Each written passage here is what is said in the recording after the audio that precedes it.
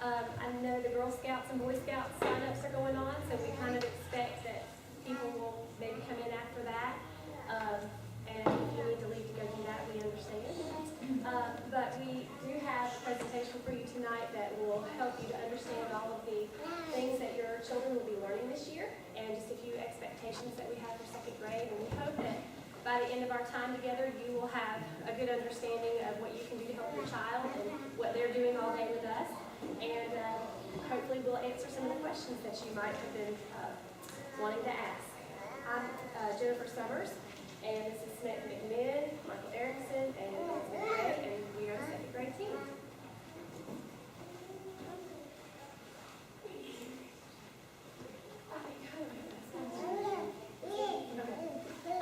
We do have some general expectations in second grade, and we're going to go into some greater detail about some of these things, but we have a new homework policy this year.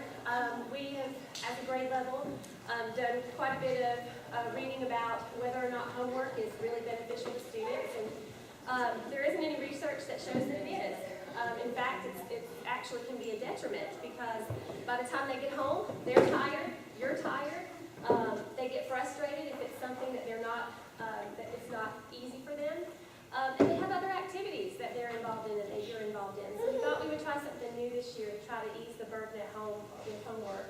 And so their only assigned homework is to read 100 minutes per week. You have the entire 7 days during the week to get that done.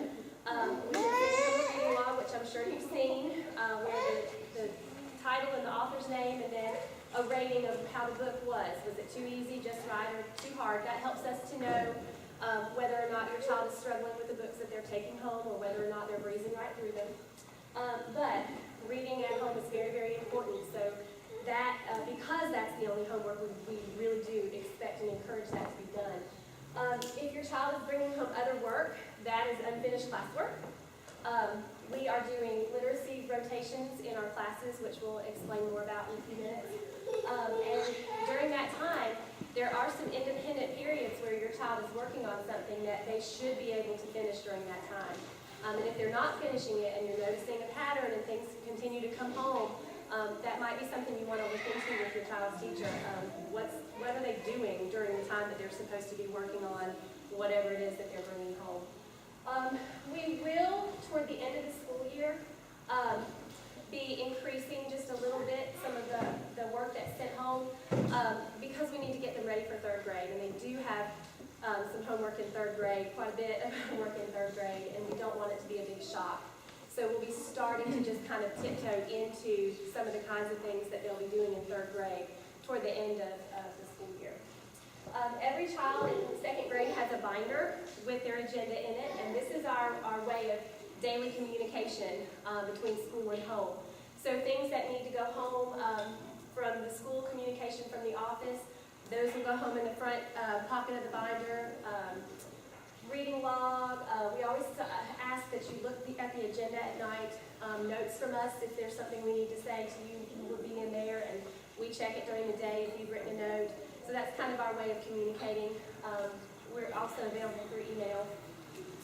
And then transportation, we just ask that if you need to change your child's transportation, that you do that as soon as possible by calling the office, because it's very difficult at the very last minute to try to change how a child's going home, and oftentimes when that happens, they end up going home the wrong way, and we hate that because it's scary for them and inconvenient for you guys. And so if there's a way that you can give us a call the office as soon as possible.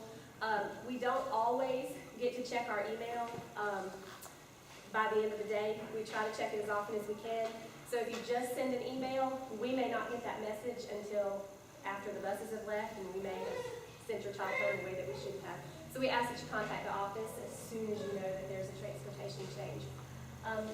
Next, I'm going to hand it over to Liz. We found this graphic a few years ago, and it really hit us.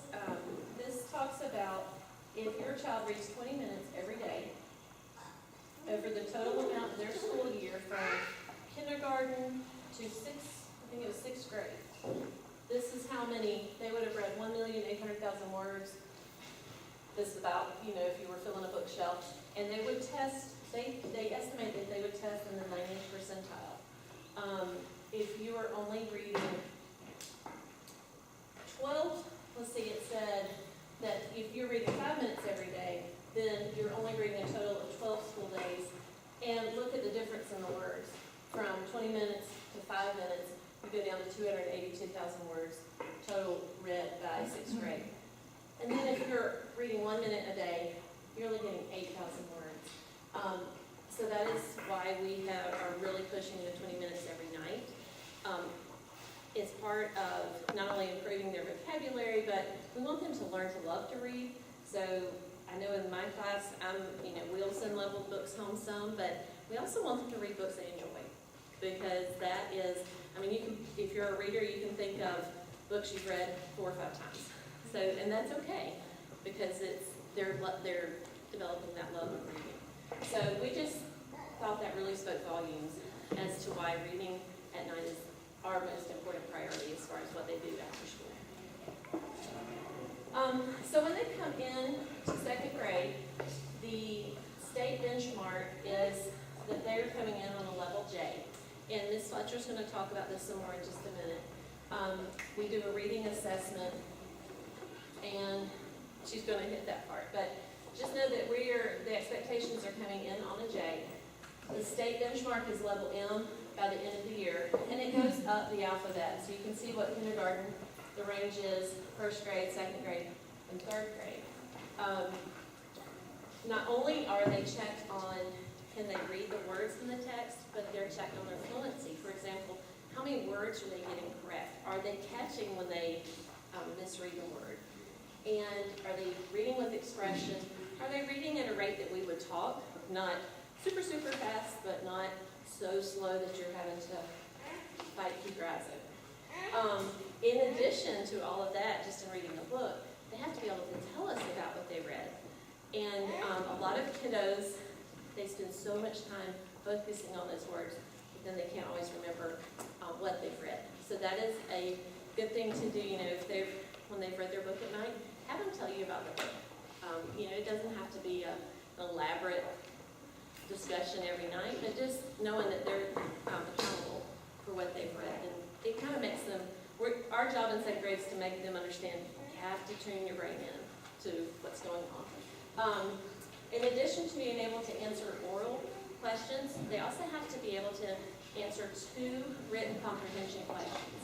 And I'm going to show you an example of that in just a minute. The written questions are pretty demanding. And so even though your child may be able to read really thick chapter books, when it comes to this state assessment, they can't answer the questions in written form, then they do not progress in their level.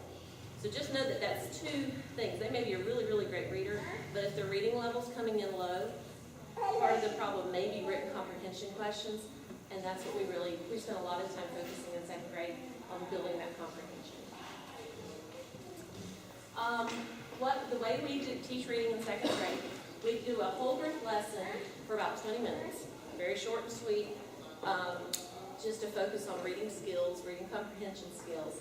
And then the majority of our reading instruction is spent in reading groups. This is our priority every day. We do 4 to 5 groups depending on the class, and we have no more than 6 kiddos sitting with us. All the other kiddos are doing literacy centers, and we work with them on reading and on comprehension and on how to answer these written comprehension questions. The centers that we are all doing this year, they have to write about what they've read, so they can come to us for reading groups. Their next station is writing about what they read. Then they have some type of a comprehension activity. We're using passages that have questions about them. We're getting set up right now an app on the iPad where they read passages and do questions on there and different, they can earn game time on mobile apps. Then they go to word work, and word work is where they focus on spelling. And it's one of the reasons we're more comfortable taking spelling homework away for right now, because they are getting whole group spelling and 20 minutes practice time in their spelling words that we are checking. So we feel pretty good that they are getting a lot of practice with spelling words. And then there's an independent reading time as well. Now here's some examples of a level M question, just to give you some examples. And after Christmas, we will try to send home where they have to do one question a week just to practice it. And so you'll have a whole list of question stems that if you ever want to work on them at home, you can. But just to give you an idea of kind of the goal. What happens in the beginning, middle, and end of the story? Use details from the story in your answer. The big thing that we work on is not only answering the question, but you have to prove your answer. So I can't say, well, I know Sam was sad in the story. You have to tell me why, and you have to list 2 examples from the book to prove why you know he was sad. So another one, how does the character feel at first in the story? How does the character feel later in the story? Use details from the story in your answer. And we teach them that this use details is like saying, prove it to me. So you can always use those words. Prove it to me. I don't believe until you show me in the text. Describe 2 or more effects of an event. It's like if it's a nonfiction text they've read. Use details from the book in your answer. So again, when we start sending those home, we're going to aim for 1 question a week at your convenience, whatever night works best. You'll have a list of question stems to use, and we'll give you a level range to pick from. It'll make more sense when you see it, but you'll get a level range, and you'll just try to help them to answer that question, just to build some practice.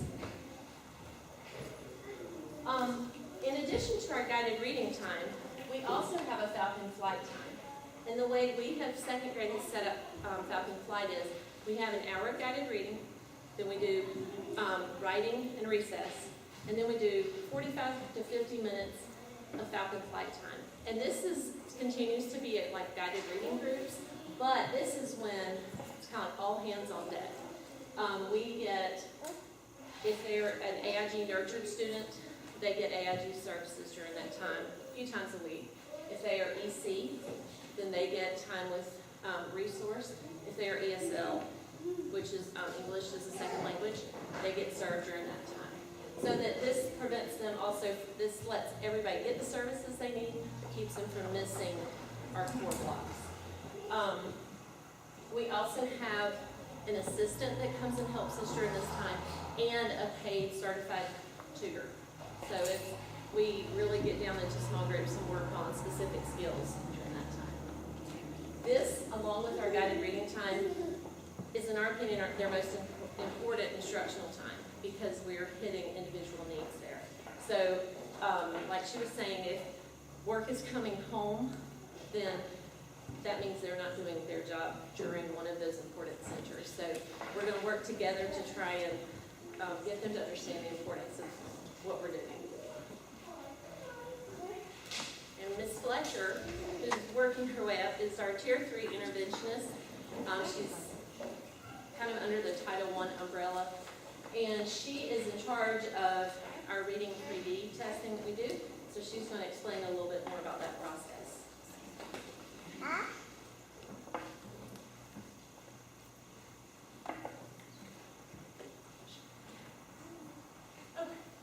My name is Mandy Fletcher. I'm the intervention specialist here.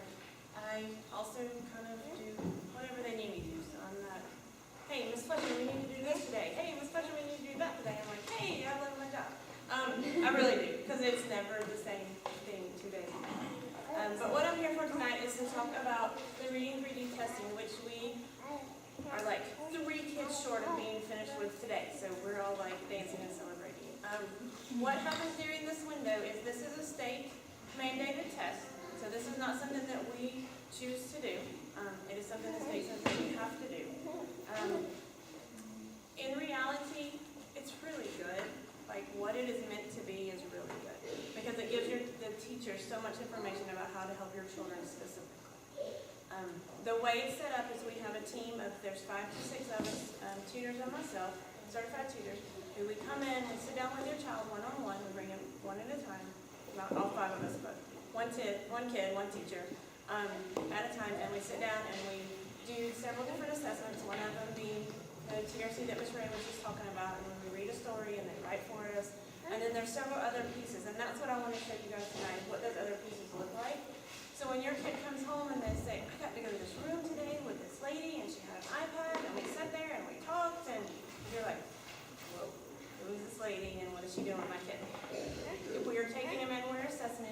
teachers, find the holes where your child needs to start with the reading. That's it. This is one of my favorite illustrations for reading because you and I read all the time. We don't think about it. When I used to teach first grade, and when I first started teaching first grade, I learned so much about reading, and I began to see it as almost a foreign language.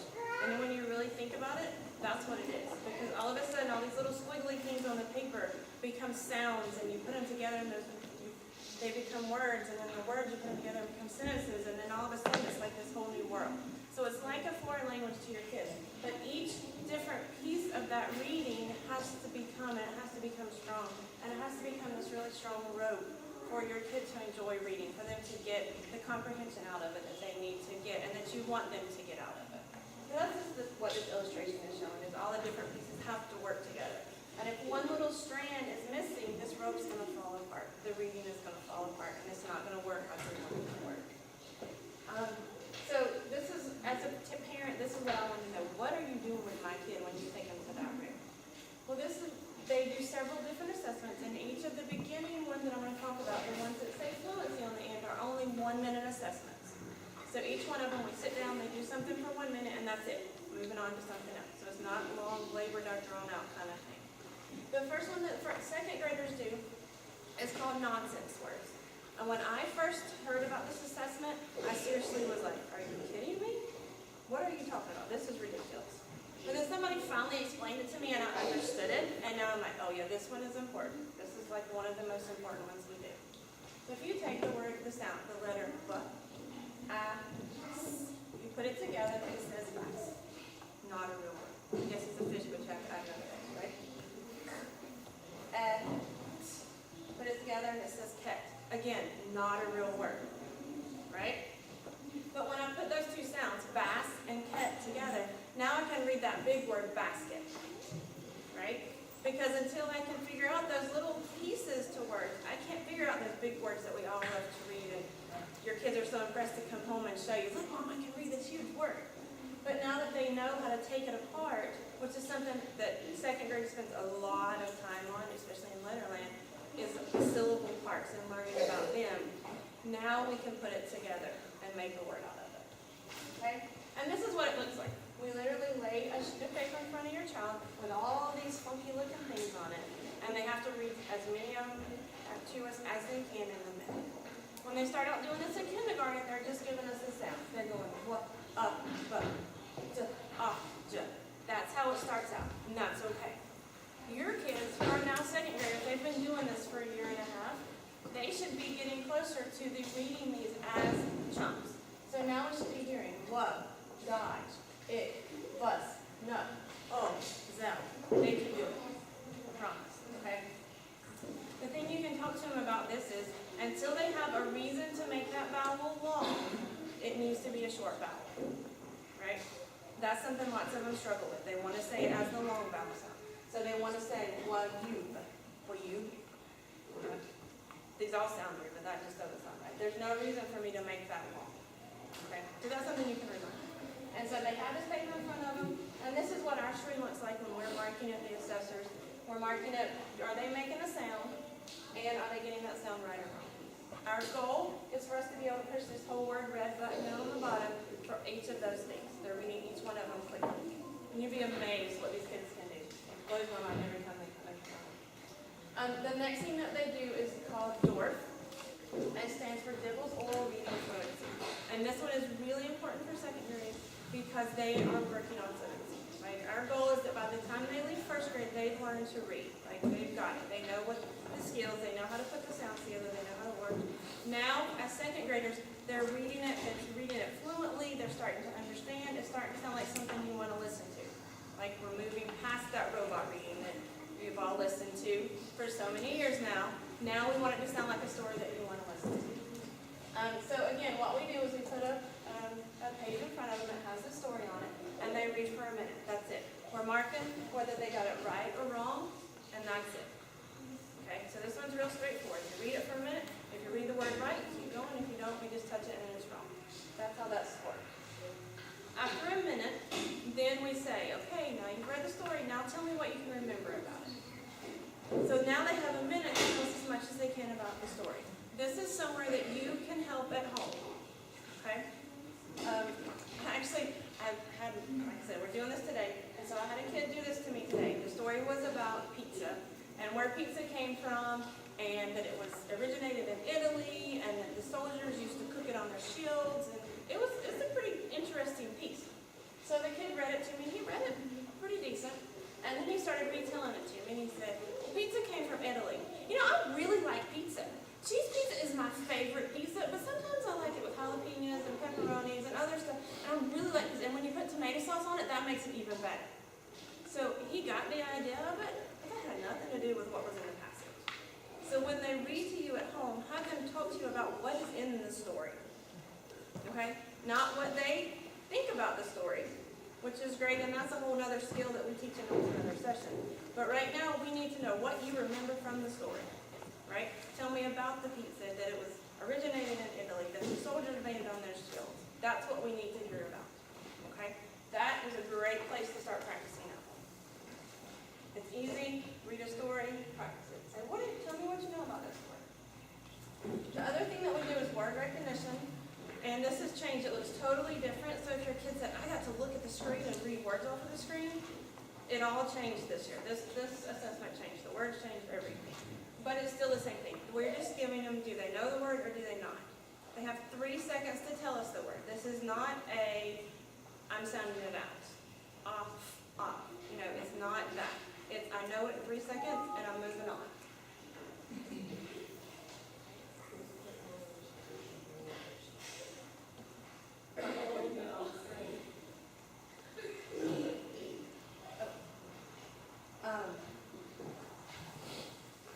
Sorry, they automatically shut off at a certain time. And it did last year. So this is something else you can work with your kids on, and these ladies can give you a list, ladies and gentlemen can give you a list of the words that they need if you're interested in knowing what those words look like.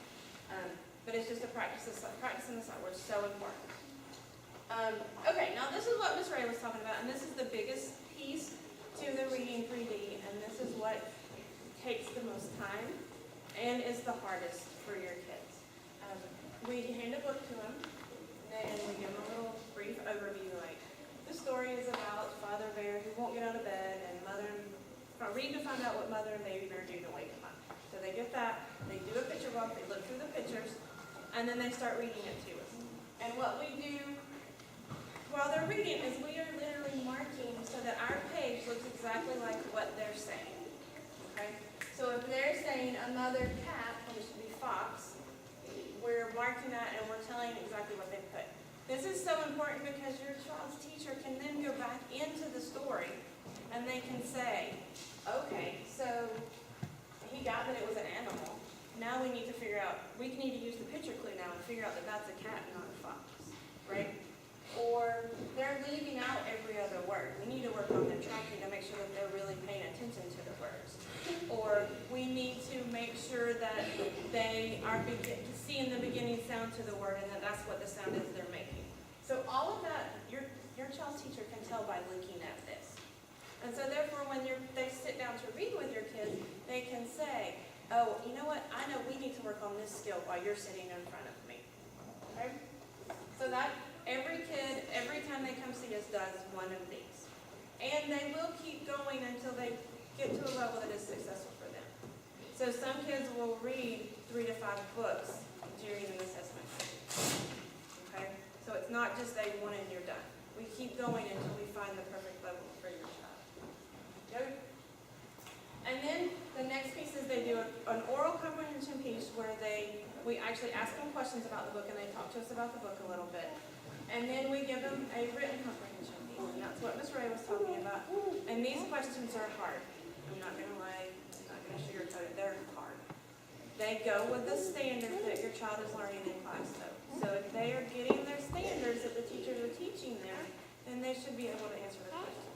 The tricky part comes in your child as a 8-year-old understanding that I have to give them details. I have to support my answer. It's not enough for me to say, Sally is sad. Why is Sally sad? Show me in the book where Sally is sad. So that's another thing you can work on at home when you read with them asking those pointed questions.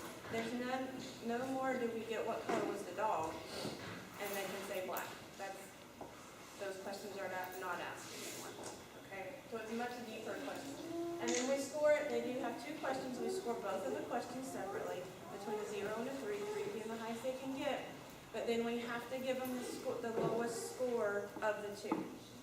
So if they score a 1 on one and a 3 on the other, we have to give them that 1. Okay?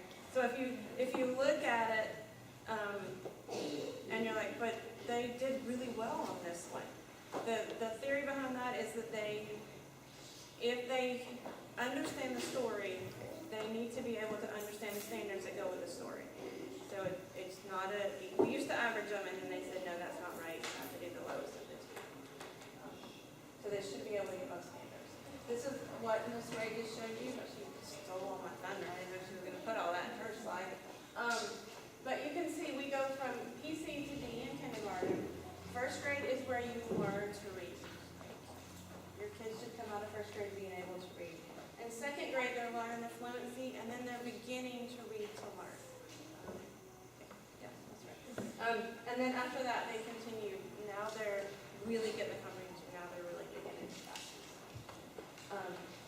Back on that last slide, those little stars on level F, that's because level F is where the written comprehension questions start.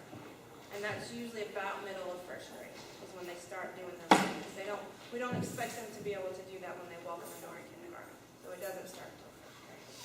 This is a sheet that you guys are using this year. Yes. And this should come home with you from your child's teacher. You should see this at some point. But it's just a real easy way for you to see what they have done on their assessments. Okay?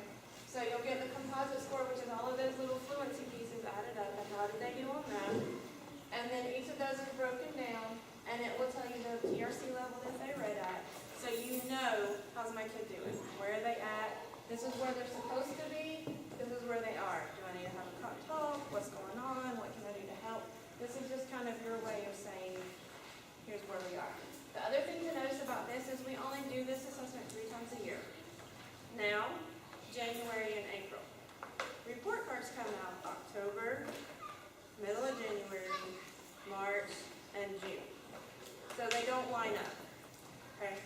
So don't be surprised if you see this at other times, or if there's other boxes on it, or if the teacher has made it work to go with the report cards. Okay? It's all the same information. Information doesn't change, but it doesn't line up with the report.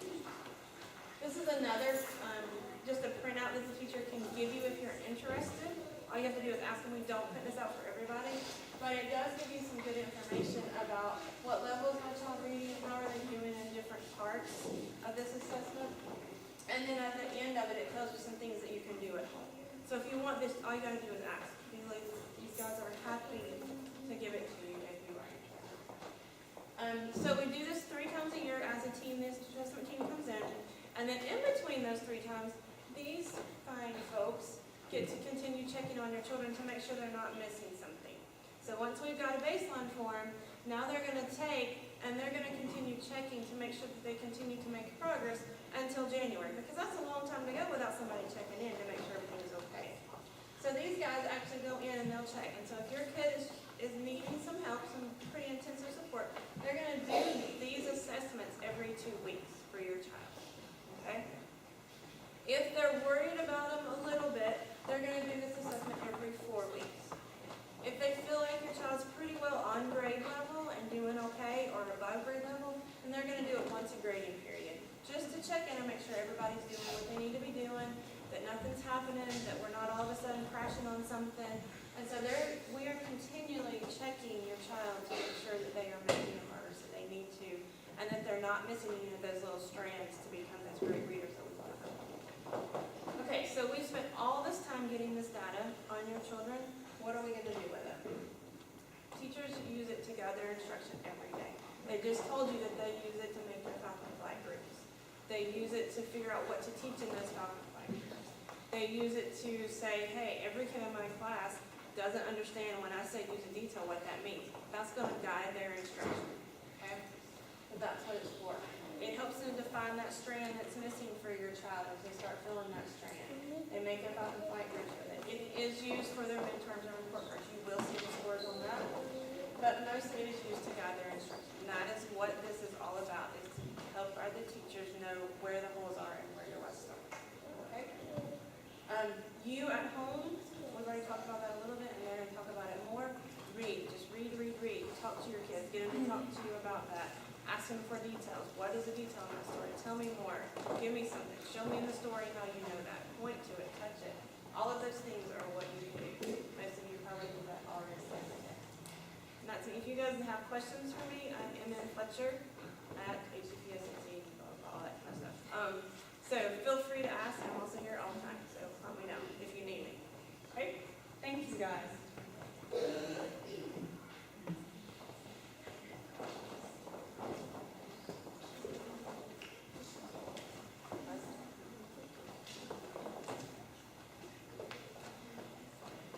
Miss Ray mentioned earlier about our writing block that is kind of squished in between our guided reading and our Falcon Flight. During that time, we're focusing on 4 different types of writing: narrative, informative, research, and opinion. All 4 of those are going to be assessed later in the last 3 quarters. Right now, we are focusing on that writing workshop. So that is where they learn to gather ideas, learn to figure out, what am I going to write about? Then they create a rough draft, they edit and revise their writing, and then they create a published copy.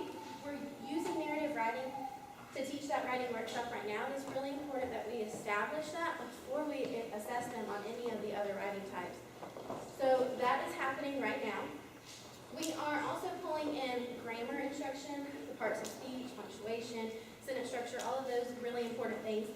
During the editing piece of that writing workshop, they need to know those things so that they can correct whenever they are editing. And our spelling instruction, we talked about how they have that word workstation that they get done a lot of practice. They work on that every single day. We also do 5 days a week of instruction. We are focusing on spelling patterns and those syllable types, the 6 syllable types. We really want them to learn those spelling patterns and be able to apply them in their writing, apply them in their reading. Because of that, we're not sending a list that we want them to memorize and then put them on their spelling test on Friday and forget it.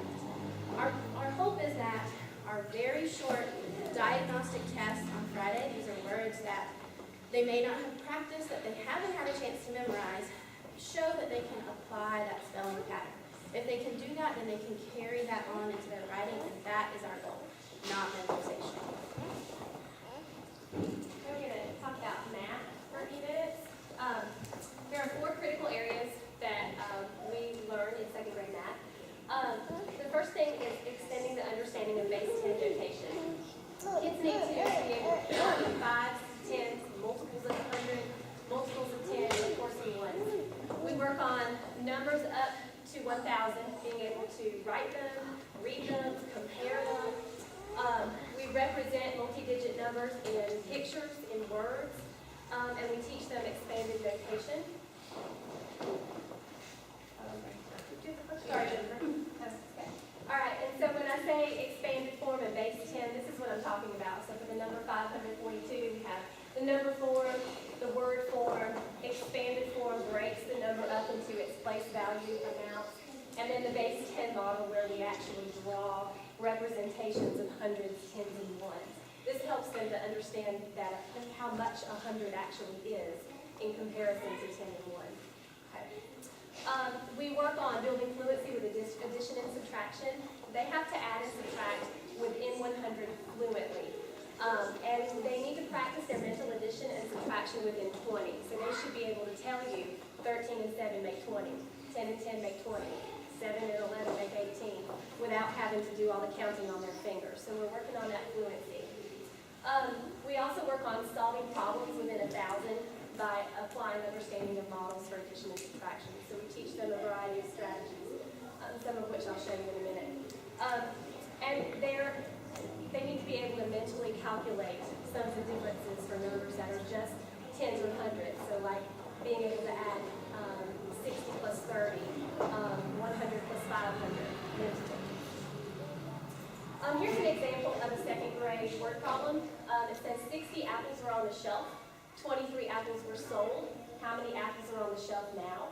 Write an equation that represents the problem. Use a symbol for the unknown number. Solve the problem. Use words, numbers, or pictures to explain the reasoning. This is something similar to what they would see on a quarterly assessment.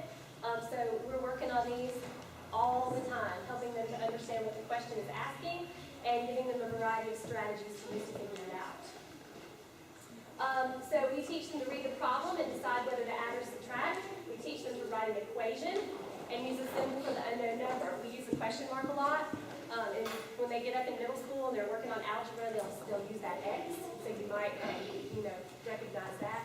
But we use the question mark because then they're not confused in third grade when they start doing multiplication. And they go, oh, what does this mean?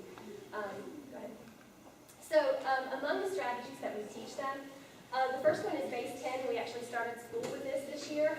It's representing the number in its base 10 form. So we have 6 tens or 60. And in order to show that we're taking away 23, we would actually mark out 2 tens. Oh, good, it's not highlighted. We would actually mark out 2 tens, pretend that they're marked out, and 3 ones. And we would have left 37, so that they can visually see that. We also teach them how to subtract and add on the number line.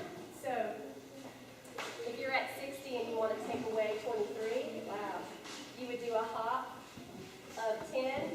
Imagine that's going to visual. And then you would do another hop of 10, and then you do 3 little hops to show how you're taking 23 away from 60. I bet when you turn the slide, it's not going to realize that.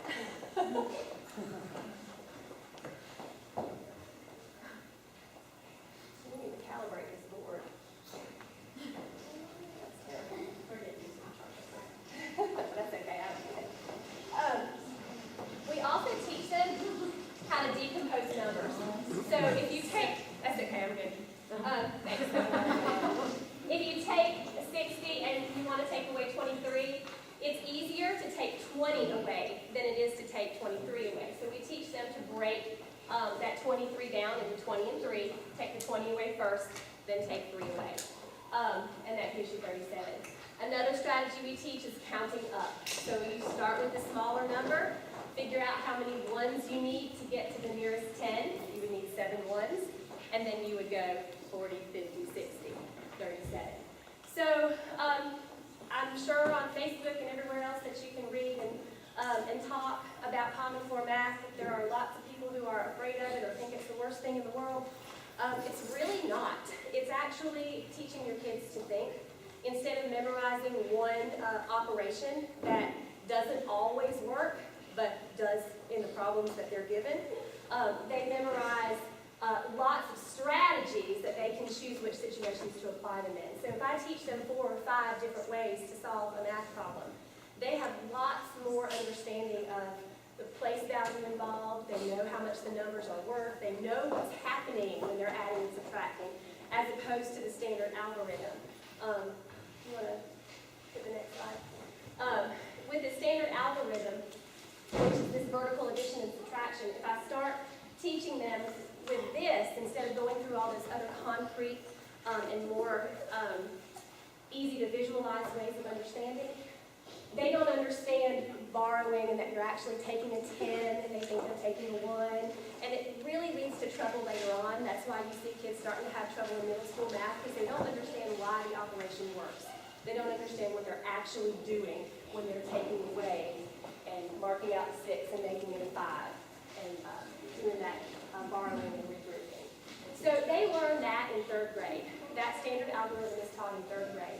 2nd grade, they're all working on foundations with place value and making sure that they understand what is happening to those numbers when they add and subtract. Not just memorizing a function that they perform over and over again in a mindless kind of way without any understanding. So when you see your child come home with math problems, if they happen to be addition or subtraction, please don't show them that standard algorithm and say, why are you doing it this way? This is so much easier. Well, it is for us, because we have that place value understanding. But for them, the mechanics of it might seem easier, but you're really taking away that process of being able to understand why it works. And if you can understand why something works, it makes so much more sense, and it becomes more concrete in their mind. So we ask and beg, please don't teach that standard algorithm. That'll come next year, and they'll spend lots of time doing it, and they'll be tired of it by then. We also teach standard units of measure. So they have to recognize centimeters and inches. They have to appropriately use rulers and other measurement tools. And we teach them that linear measure is an iteration of units, and that the smaller the unit, the more iterations they need to cover in given length. So we teach them that centimeters are smaller than inches, therefore it takes more centimeters to measure something the same length that you would measure in inches. Thank you. And then describing and analyzing shapes. They build, draw, analyze, and describe two-dimensional and three-dimensional shapes according to their attributes. So they draw a shape with 4 sides, with 5 angles, with a three-dimensional shape with 6 faces. And then they decompose and they combine shapes to make other shapes. So what if I had a triangle? What if I added another angle to that? What shape would I have now?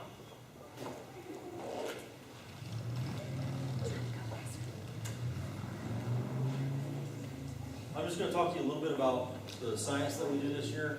So kind of the way that we teach it is in a couple weeks, what we'll do is we'll each teach one of these units, sound, how vibrations and the relationship between the sound we hear and objects vibrating that create the sound, matter, the properties of matter and how they change, weather, animal life cycle. So what we'll do is we'll each teach a unit, and then after about 6 weeks, we'll rotate classes. So I'll teach my unit, and then I'll have another class. So the kids will get to be in other classrooms with other teachers. So they'll get to experience all of us in the classroom. So we'll rotate through. So about every 6 weeks. So that's kind of how we do science. Social studies, we don't actually teach it in and of itself. It's integrated with the reading. So as we're teaching reading and teaching nonfiction or informational text, that's when we'll incorporate those social studies books where we'll teach those social studies standards, like timelines, lots of historical figures, comparing time periods, maps. We do a lot with maps. Talking about the impact humans have on the environment and the ecosystems. Then talking about businesses in the community and their effect on the economy and kind of how money moves throughout the community from individual to business and back. We'll talk about government and civics, kind of the role of government in the community, what the characteristics of being a good citizen are and why it's important to be a good citizen in the community. And then also how culture and tradition impact community. And so, as I said, it'll be integrated with the reading instruction, so it won't be taught in and of itself. So, science is something that you switched it, right? So PBIS is Positive Behavior Interventions and Support. It's a system that is school-wide. Its focus is positive behaviors. We want to encourage, teach, and reward positive behaviors. So all of our school rules fall under one of 3 categories: act safely, be responsible, or show care and respect. We have a huge matrix in the hallway. It shows all the rules and expectations for all areas of the school. Every single rule falls under one of these 3 categories. We recite our pledge every single morning to remind our kids of these, and it is woven throughout our school day. Some of the ways that we reward that positive behavior is through falcon feathers. They're just little tiny square pieces of paper. When we catch a kid doing something right, we hand them one. They can get one from any staff member throughout the entire school building. When they collect 5 of those, they trade it in for a charm on their charm necklace. They can wear those charm necklaces on Fridays. When they get 10 of the little charms, they trade those for a big principal's charm. Once every quarter, we have a huge celebration. Everybody who has one of those big charms, they trade it in. They get to spend some time doing something fun. All the kids really love going to it. They wear those necklaces with pride, so that is a way that we build up that positive behavior. We also recognize Fantastic Falcons once a week. Every single classroom teacher picks a child in their class who has shown that they are a leader in our school, that they are following our expectations. Their name is announced on the announcements. They get to go to the office, get a prize, they have their picture taken, displayed in the school. So that is a big honor. Every single kindergarten, first and second grade classroom has a flip chart. That is our behavior system in K2. Every child starts every single day on Ready to Learn. It's a clean slate every day. With those positive behaviors, they move up to green or blue. And then, of course, there's mistakes. So they can go down to yellow, orange, or red. If your child is getting on orange, we're going to be contacting you either through email, phone call, a note. And then red, that's where Mr. Allen has to get involved. We do not want to get in there. We ask that you please check those agendas that we talked about earlier. That is where the communication of their behavior is going to be coming home to you. We all use a little bit different system to communicate that, but it is in that binder. So please check that every single night.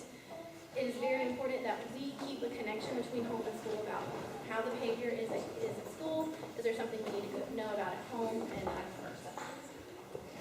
At the beginning, very, very beginning of the year, either during Meet the Teacher or during the first week or so of school, we sent home the free and reduced lunch forms. Those are very important to our school.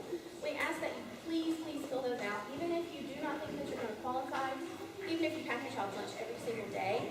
They are very important to us because those forms, they decide our eligibility for Title I. And Title I gives us funding that we use for those support staff, like Ms. Fletcher, like those certified tutors, those people that are so important for that small group instruction that we value and helps your child so much. So they're private, we're not going to look at them, nobody's going to know what you write. Even if you know that it's not going to work for you, please fill it out, it helps us so much. We have some at the They're table. right behind the sign-in sheet, so if you haven't filled one out yet, please do so. And then, let's see.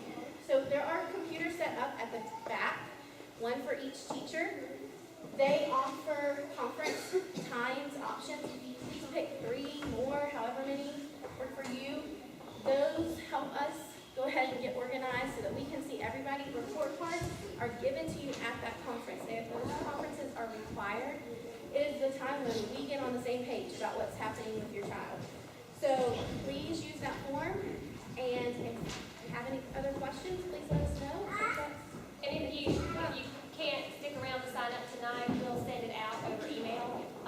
We just thought we'd give you guys the opportunity to have first pick since you came and spent your evening with us. So if you want to fill it out, it's there. If not, we'll send it via email.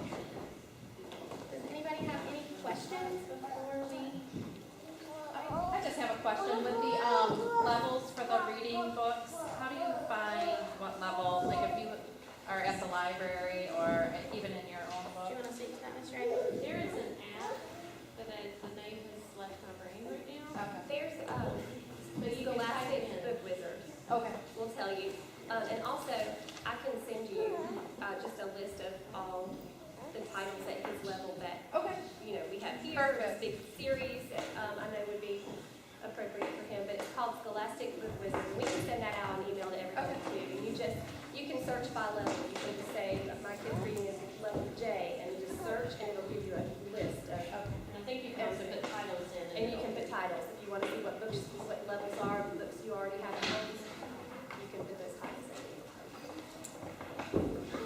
Is this PowerPoint, I know that it's gonna be on YouTube, all of this will be, will the PowerPoint be available anywhere for us? Send it to you. You can email that as well. Okay. My daughter likes to read, and if she wants to get on the book, does she have to be, let's say like it's a Friday, right? And we have a picture on that day. If they want to take another book, they want to go there, we can find out the books and stuff.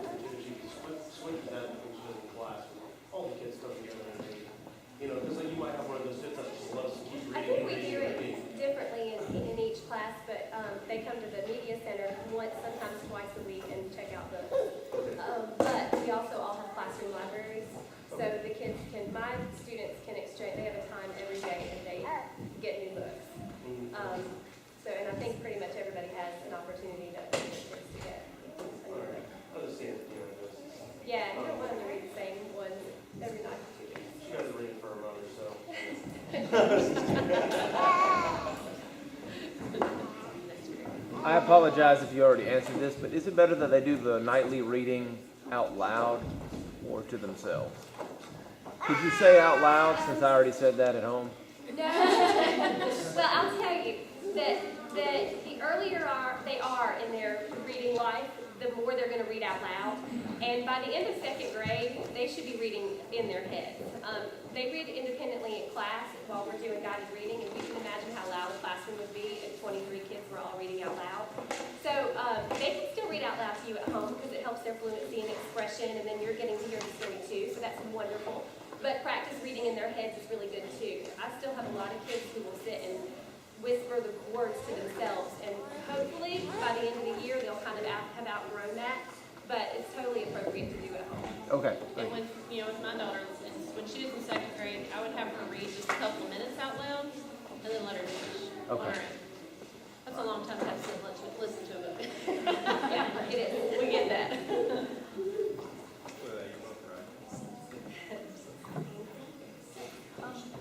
When you have in the column the name of the book, the author, and if it's too easy, too hard, or just right, are we supposed to ask our child what they think it is? Yes, or- it can be interpreted either way.